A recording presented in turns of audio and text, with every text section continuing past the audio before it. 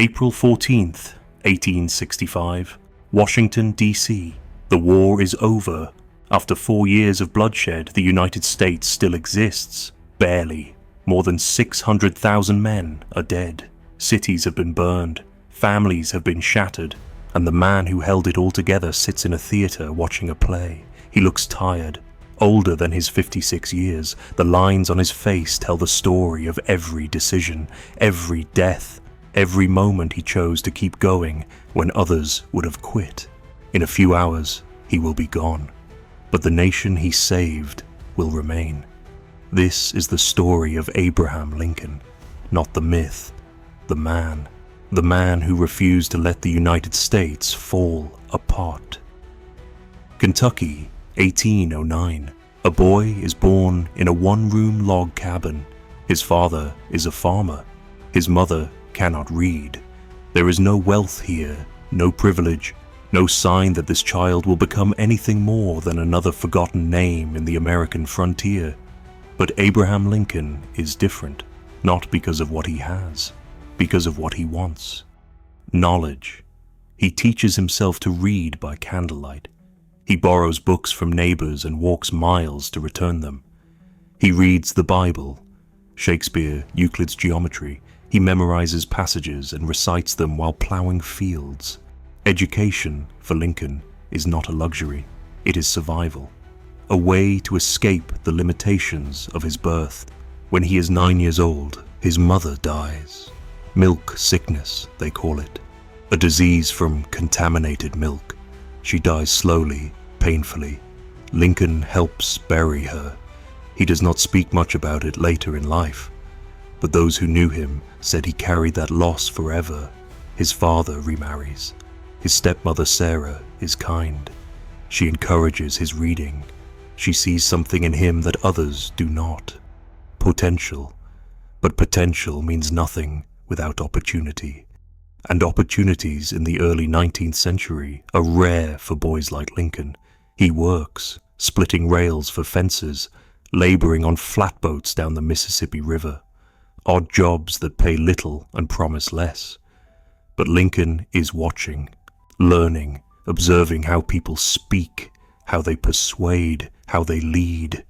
He becomes a storyteller, not for entertainment, though his stories are funny, but because stories are how he connects with people, how he makes them listen, how he makes them trust him.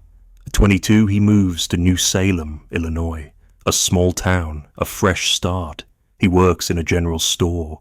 He studies law on his own with no formal education. He runs for the state legislature and loses. He tries again. This time, he wins. Not because of money or connections, but because people believe he is honest.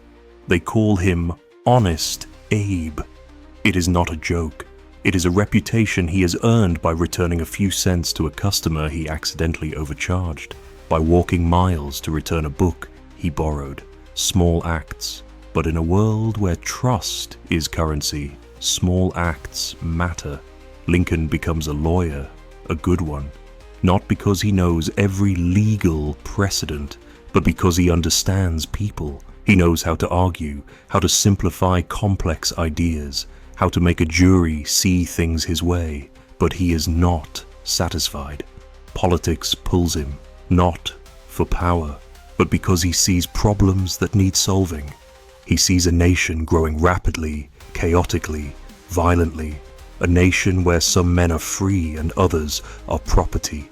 And Lincoln begins to form a belief that will define the rest of his life, that this contradiction cannot last forever. Lincoln marries Mary Todd in 1842. It is not an easy marriage.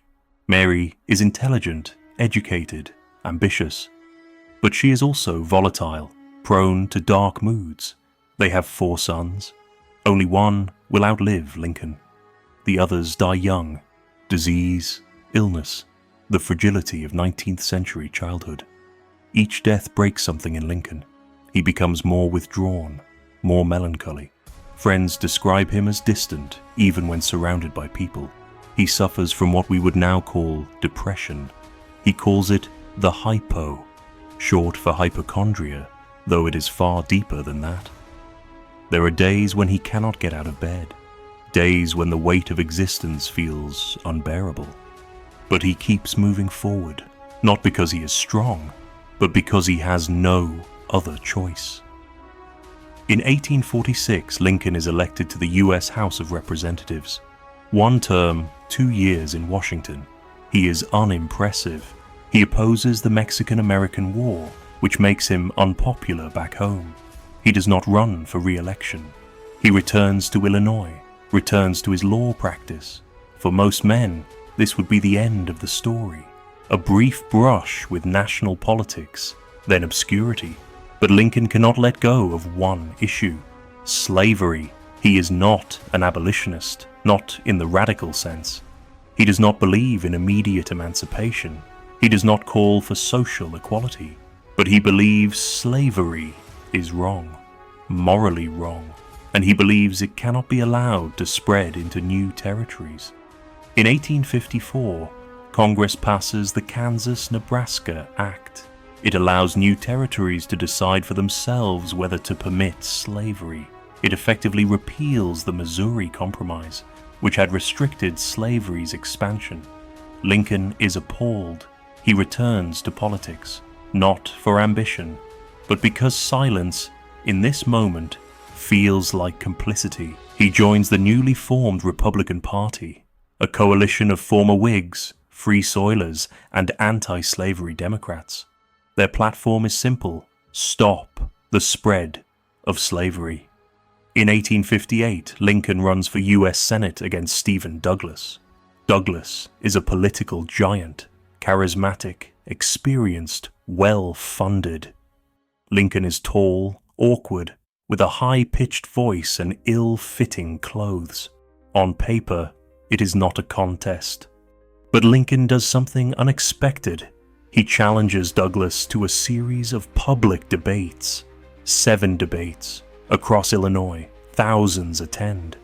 The debates are not sound bites. They are hours-long philosophical and legal arguments about slavery, democracy, and the future of the nation. Lincoln argues that slavery is morally wrong and must not expand. Douglas argues for popular sovereignty. Let the people decide.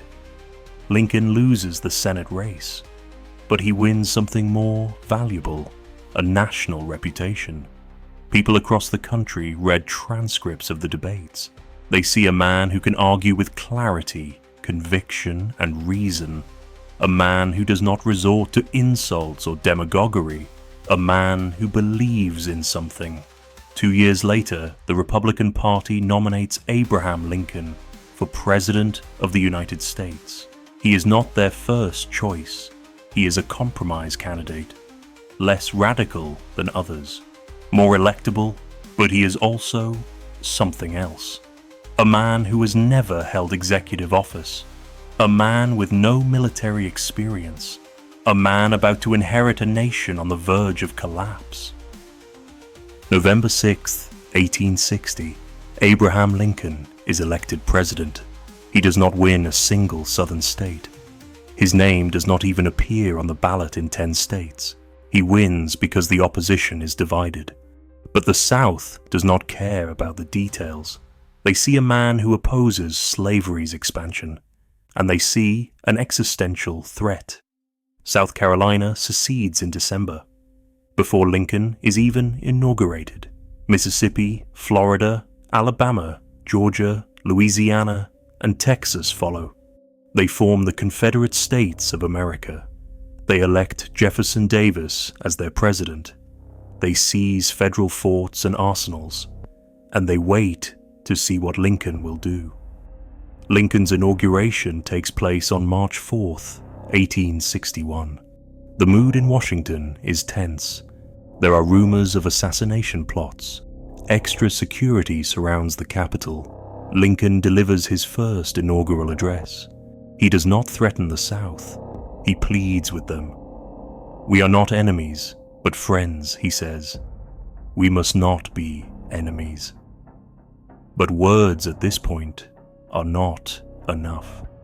A month later, Confederate forces fire on Fort Sumter in South Carolina. The Civil War begins. Lincoln did not want war. He wanted to preserve the Union peacefully. But preservation, it turns out, requires force. He calls for 75,000 volunteers to suppress the rebellion. In response, 4 more states secede: Virginia, Arkansas, Tennessee, and North Carolina. The Union is fracturing, and Lincoln is almost entirely alone. His cabinet is filled with men who think they are smarter than him, men who wanted the presidency for themselves. His Secretary of State, William Seward, initially believes he will be the real power behind the throne. He is wrong. Lincoln listens to everyone, but he makes his own decisions. The early months of the war are a disaster. Union generals are cautious, slow, ineffective. The Confederacy, led by brilliant commanders like Robert E. Lee, wins battle after battle. At the First Battle of Bull Run, Union forces are routed. Soldiers flee back to Washington in panic. Lincoln realizes this will not be a short war. It will be long, bloody, uncertain, and the pressure is immense. Every day, Lincoln is confronted with impossible decisions. How many men to send into battle? Which generals to trust?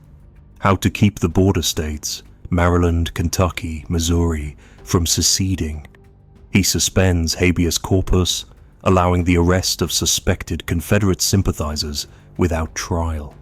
It is controversial, possibly unconstitutional, but Lincoln believes it is necessary.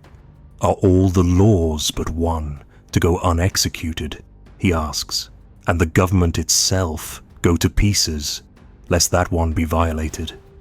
It is not a justification. It is a question with no good answer. Lincoln barely sleeps. He walks the halls of the White House at night. He visits wounded soldiers in hospitals. He reads casualty reports and signs letters to grieving families. He ages visibly. Photographs from 1861 and 1865 show 2 different men. The weight of war is written on his face. 1862 is the darkest year. The Union suffers defeat after defeat. General George McClellan, commander of the Army of the Potomac, is brilliant at organizing troops, but he refuses to fight. He always needs more men, more time, more preparation. Lincoln grows frustrated. If General McClellan does not want to use the army, Lincoln says, I would like to borrow it. But replacing generals is risky. Lincoln tries several. All fail. The war drags on. Costs mount. Public support wavers. And Lincoln is blamed for everything. Newspapers attack him. Cartoons mock him. Even members of his own party doubt him. But Lincoln does not quit. He cannot. Because quitting means the Union dissolves. And if the Union dissolves, the experiment of democracy, the idea that people can govern themselves, dies with it. Lincoln believes this deeply. The United States is not just a country, it is an idea. And if that idea fails here, it may never succeed anywhere. At home, Lincoln's personal life offers no refuge. His son Willie dies in 1862 at age 11. Typhoid fever. Lincoln is devastated. He locks himself in a room and weeps. Mary is inconsolable. She holds seances trying to contact Willie's spirit. The White House becomes a place of grief as much as governance. But Lincoln cannot afford to grieve for long. The war continues, and so must he. From the beginning, Lincoln's goal is clear: preserve the Union, not end slavery. Preserve the Union. This frustrates abolitionists. They want Lincoln to declare all enslaved people free immediately. But Lincoln knows this is politically impossible. 4 slave states remain in the Union: Maryland, Delaware, Kentucky, and Missouri.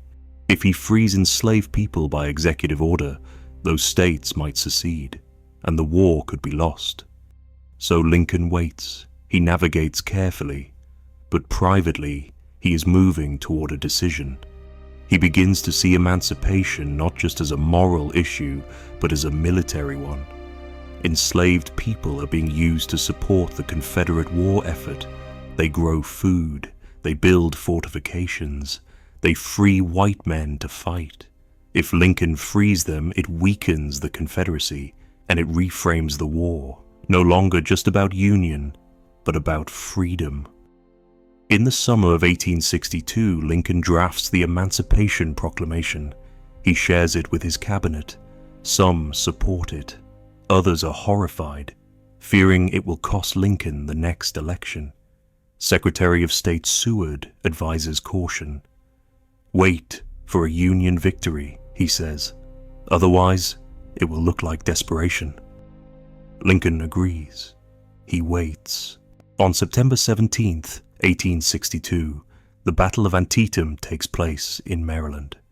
It is the bloodiest single day in American history. Over 22,000 casualties. The battle ends in a stalemate, but Confederate General Robert E. Lee retreats. It is not a decisive victory, but it is enough.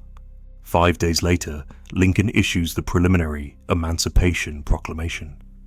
It states that on January 1st, 1863, all enslaved people in Confederate-held territory will be declared free. It does not free enslaved people in Union states. It does not end slavery entirely, but it is a beginning, and it changes the war. From this point forward, the Civil War is about more than union. It is about liberation. The Emancipation Proclamation does not end the war. If anything, it intensifies it. The Confederacy fights harder, believing they are defending their way of life. The Union fights with new purpose, knowing they are fighting for freedom. But purpose does not prevent death. 1863 brings more battles. Chancellorsville, a Union defeat. Gettysburg, a Union victory, but at tremendous cost. Over 50,000 men are killed, wounded, or missing in 3 days. Lincoln visits the battlefield later that year. He delivers a short speech at the dedication of a national cemetery, 272 words, the Gettysburg Address. It is not celebrated at the time. Newspapers barely mention it, but Lincoln has done something remarkable.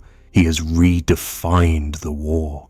74 years ago, he begins, referencing the Declaration of Independence, not the Constitution. The Declaration, the document that says all men are created equal. Lincoln is arguing that the war is not just about preserving the Union, it is about fulfilling the promise of equality that the nation was founded on. That this nation, under God, shall have a new birth of freedom. It is a gamble, a reframing, a hope that the nation can be something better than it was. But hope does not stop bullets. The war continues. 1864 is an election year. Lincoln is running for re-election. His opponent is George McClellan, the general he fired. McClellan runs on a platform of negotiating peace with the Confederacy, which means accepting disunion. For most of the year, Lincoln believes he will lose. The war is not going well. Casualties are mounting. The public is exhausted. Lincoln writes a private memo, sealing it, preparing for defeat. But in September, General William Tecumseh Sherman captures Atlanta. The Union finally has a major victory. Public opinion shifts. Lincoln wins re-election, not by a landslide, but he wins. And the war enters its final phase. April 9th, 1865. General Robert E. Lee surrenders to General Ulysses S. Grant at Appomattox Courthouse, Virginia. The Civil War is effectively over. The Union has won. But the victory is hollow. 600,000 men are dead. More than all other American wars combined at that point. Entire towns have been erased. Families have been destroyed. The South is in ruins.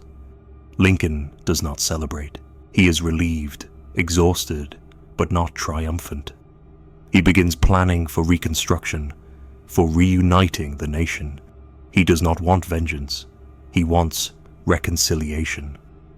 With malice toward none, he says in his second inaugural address, with charity for all. He wants to bind up the nation's wounds, to move forward, but others want punishment. Radical Republicans in Congress want to treat the South as a conquered territory. Lincoln resists. He knows that lasting peace requires forgiveness. But forgiveness is difficult when the wounds are still fresh. On April 14th, Lincoln attends Ford's Theater. He is watching a play, Our American Cousin. He is tired, but Mary insists. She wants a night out, something normal. During the third act, a man enters the presidential box, John Wilkes Booth. An actor, a Confederate sympathizer, a man who believes Lincoln is a tyrant. Booth shoots Lincoln in the back of the head, then leaps to the stage, breaking his leg, shouting, "Sic semper tyrannis," thus always to tyrants. He escapes into the night. Lincoln is carried across the street to a boarding house. Doctors examine him. The wound is fatal. There is nothing they can do. For 9 hours, Lincoln lies unconscious. His cabinet gathers. His son Robert weeps. Mary is inconsolable. At 7:22 a.m. on April 15th, 1865, Abraham Lincoln dies. Secretary of War Edwin Stanton, standing at the bedside, says, "Now he belongs to the ages." Abraham Lincoln did not live to see Reconstruction. He did not live to see the 13th Amendment ratified, ending slavery permanently. He did not live to see the nation he saved slowly, painfully, come back together. But the nation survived because of him, not because he was a perfect leader. He made mistakes. He suspended civil liberties. He struggled to find competent generals.